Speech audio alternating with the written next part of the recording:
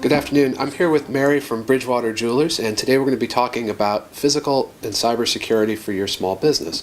So Mary, before we start, give us a little bit of background on your shop. Sure.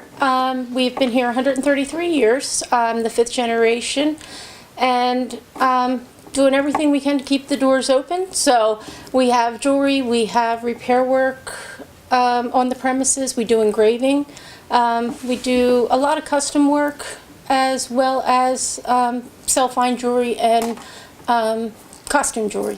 Great.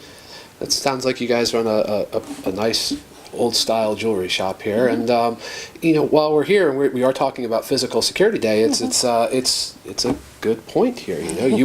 We talk about keeping the crown jewels secure from an IT standpoint, and from a practical standpoint here, we really need to actually keep the jewels safe. Mm-hmm. But as we're talking about cybersecurity, and as I look around your office, you have many of the same concerns as a small business. Mm-hmm. For instance, as a general small business, not just a jewelry store. But I mean, I see there are laptops and point-of-sale systems there, Mm-hmm. and do you have concerns about the security in that regard at all, or? I do. Actually, we are in the process of upgrading our systems. I am getting ready to purchase new computers. And it would be nice to know what are good things to teach my employees to make sure they're aware of what they need to know. Okay, great. And well, now is a great time, especially as you're upgrading your systems. You can think about a lot of the standard pieces that go into a new kind of cybersecurity setup, if you will. And the idea is you certainly want to keep your business going, but as the costs of technology and other things have come down, what you want to make sure you're touching on is as you're replacing laptops, can you encrypt the data on those laptops? And that might be important for you because it seems like you've built a book of business here over a long period of time, and you want to keep those customers secure. So the idea is if you encrypt the data on those laptops, if someone ever breaks in here and does steal that laptop, that information that you're keeping remains secure. And we also there are concerns with your point of sale system as well. Are you thinking about upgrading that at the same time, or? The company I use is upgrading it, so okay. that's one of the reasons for the upgrades in computers. Okay, great. So, does that work the same on a desktop as it does on a laptop? It does. I mean, you can have encryption on both laptops, desktops, your workstations, or any mobile devices that you're carrying. There are slightly different risks that go along with it, though, and it's really important that all those different devices that are moving around within your organization, that you take an inventory of them. And even though it's very small, the reason that you want to do that is you want to know when something walks out the door. Because if you have 2 or 3 laptops that look exactly the same, it can be actually very easy to misplace one of them for months and not realize that you have it. And by inventorying those systems, you'll realize if you go through, you say, wait a minute, I'm missing something. What was on this machine? And do I have an issue that I need to keep? Was there perhaps credit card information? Was there identifiable information of my customers on here? Perhaps was there payroll data for my employees that I need to be concerned about? One of the newest parts of my business, and large parts of my business, is concierge service. If my customers can't get to me, I go to them. So my laptop stays with me pretty much all of the time. Okay. So it is very important to keep that secure, obviously, and make sure that everything in it is secure. I also recently updated to the Square service. So all credit cards are run through my computer or my iPhone. Okay.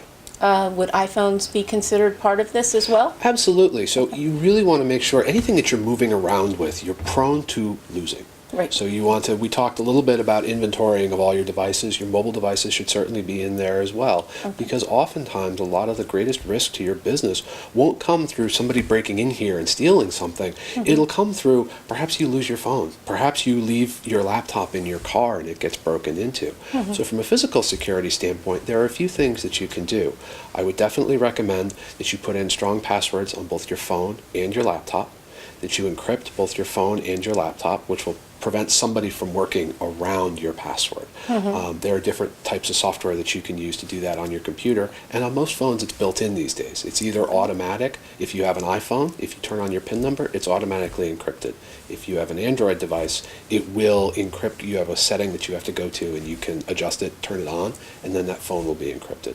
Your laptop, you might just have to turn on the service, or you might have to buy a piece of software to go with it, but it's pretty easy. The Square service on its own, I believe they're going to kind of handle the security on their end, but it still remains important for you to keep your device secure.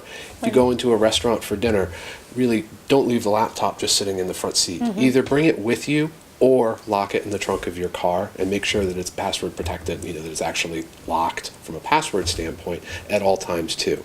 Those little steps that you take can really make your IT infrastructure, especially as you're moving around with it, much more secure. How can I protect myself with third-party people coming in and out of the store?